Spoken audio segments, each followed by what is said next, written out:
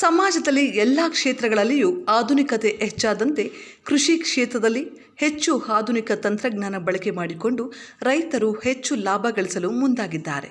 ಆದರೆ ಕೋಲಾರ ತಾಲೂಕಿನಲ್ಲೊಬ್ಬ ರೈತ ಹಳೆ ಪದ್ಧತಿಯಲ್ಲಿಯೇ ಕೃಷಿ ಮಾಡುತ್ತಾ ಕಡಿಮೆ ಖರ್ಚಿನಲ್ಲಿಯೇ ಹೆಚ್ಚಿನ ಫಸಲು ತೆಗೆಯುತ್ತಿದ್ದಾರೆ. ಜೊತೆಗೆ ಹಳೆಯ ತಮ್ಮ ಸಂಪ್ರದಾಯಗಳನ್ನು ಉಳಿಸಿಕೊಂಡು ಬರುತ್ತಿದ್ದಾರೆ. ಕೋಲಾರ ತಾಲೂಕಿನ ಗದ್ದೇಕಣ್ಣೂರು ಗ್ರಾಮದ ರೈತ ಕೃಷ್ಣಪ್ಪ ಆಧುನಿಕತೆ ಎಷ್ಟೇ ಮುಂದುವರೆದರೂ ತನ್ನ 5 ಎಕರೆ ಜಮೀನಿನಲ್ಲಿ ಈವರೆಗೂ ಟ್ರ್ಯಾಕ್ಟರ್ ಸೇರಿದಂತೆ ಯಾವುದೇ ಯಂತ್ರೋಪಕರಣಗಳನ್ನು ಬಳಸದೆ ಹಸುಗಳಿಂದಲೇ ಉಳುಮೆ, ದೇಸಿ ಹಸುಗಳ ಸಗಣಿಯನ್ನೇ ಹೆಚ್ಚಿನ ಪ್ರಮಾಣದಲ್ಲಿ ತನ್ನ ಬೆಳೆಗಳಿಗೆ ಬಳಸುವುದರಿಂದ ಕೀಟನಾಶಕಗಳು ಮತ್ತು ರಾಸಾಯನಿಕ ಗೊಬ್ಬರಗಳನ್ನು ಬಳಸದೆ ಕಡಿಮೆ ಖರ್ಚಿನಲ್ಲಿ ಬೆಳೆ ತೆಗೆದು ಸೈ ಎನಿಸಿಕೊಂಡಿದ್ದಾರೆ. ರೈತ ಕೃಷ್ಣಪ್ಪ ತನ್ನ 5 ಎಕರೆ ಜಮೀನಿನಲ್ಲಿ ಮಿಶ್ರ ಬೆಳೆ ಬೆಳೆದು ಎಲ್ಲ ರೀತಿಯ ತರಕಾರಿಗಳನ್ನು ಬೆಳೆಯುತ್ತಾನೆ ಹಾಗೂ ರೇಷ್ಮೆ ಬೆಳೆಯುತ್ತಾರೆ.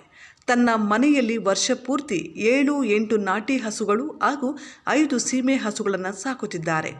ನಾಟಿ ಹಸುಗಳ ಸಂತಾನೋತ್ಪತ್ತಿಗಾಗಿ ಸುತ್ತಮುತ್ತಲ ಗ್ರಾಮಗಳಲ್ಲಿನ ನಾಟಿ ಹಸುಗಳಿಗೆ ಉಚಿತವಾಗಿ ಕ್ರಾಸಿಂಗ್ ಮಾಡಿಸಿ ಸಂತಾನೋತ್ಪತ್ತಿ ಹೆಚ್ಚಿಸಲು ಸಹಕಾರ ನೀಡುತ್ತಿದ್ದಾರೆ.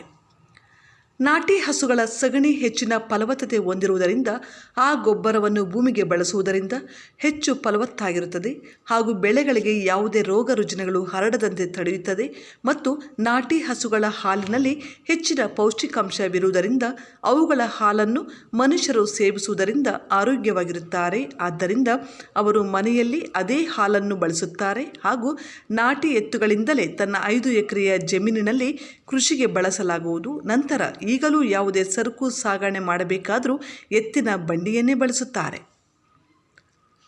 ನಾವು ನಮ್ಮ ತಂದೆ ಕಾಲದಿಂದಲೂ ನಮ್ಮ ಮನೆಯಲ್ಲಿ ಹೆಚ್ಚು ನಾಟಿ ಹಸುಗಳನ್ನು ಸಾಕುತ್ತೇವೆ.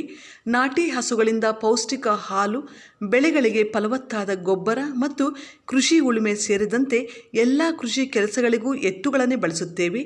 ಈವರೆಗೂ ನಮ್ಮ ಭೂಮಿಯಲ್ಲಿ ಎತ್ತುಗಳಿಂದ ಬಿಟ್ಟು ಬೇರೆ ಯಾವುದೇ ಯಂತ್ರೋಪಕರಣಗಳನ್ನು ಬಳಸಿ ವ್ಯವಸಾಯ ಮಾಡಿಲ್ಲ.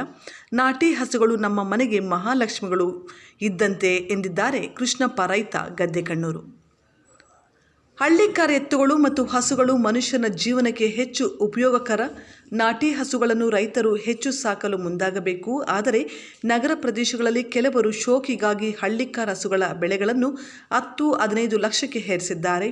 ಆದ್ದರಿಂದ ಗ್ರಾಮೀಣ ಭಾಗದಲ್ಲಿ ರೈತರು ಕೃಷಿ ಚಟುವಟಿಕೆಗಳಿಗೆ ಹಳ್ಳಿಕಾರ್ ಎತ್ತುಗಳನ್ನು ದುಬಾರಿ ಖರ್ಚಿಗೆ ಖರೀದಿಸಲಾಗದೆ ಟ್ರ್ಯಾಕ್ಟರ್, ಟ್ರಿಲ್ಲರ್ ಸೇರಿದಂತೆ ವಿವಿಧ ಯಂತ್ರೋಪಕರಣಗಳ ಮೊರೆ ಹೋಗುತ್ತಿದ್ದಾರೆ.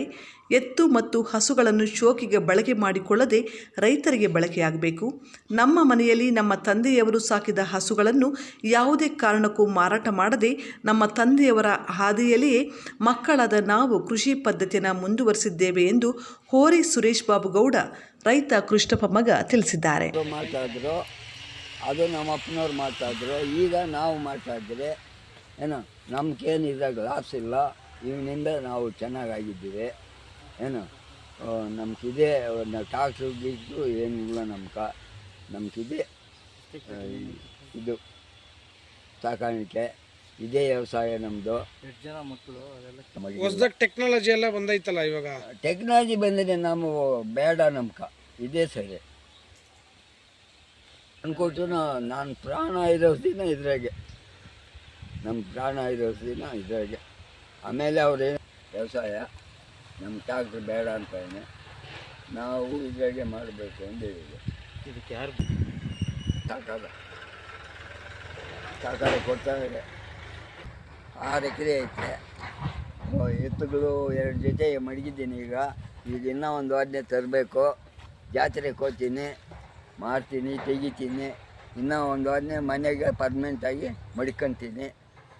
ಪರ್ಮನೆಂಟಾಗಿ ಊರ ಹತ್ರ ಯಾರನ್ನ ಬಂದರೆ ಕೊಡ್ತೀನಿ, ತಿರ್ಗಾ ತತ್ತೀನಿ, ತಿರ್ಗಾ ಕಟ್ತೀನಿ, ಸಾಕಾಣಿಕೆ ಮಾಡ್ತೀನಿ. ಎಲ್ಲ ಬೀಜವರೇನೆ ನಾನು ತರೋದು.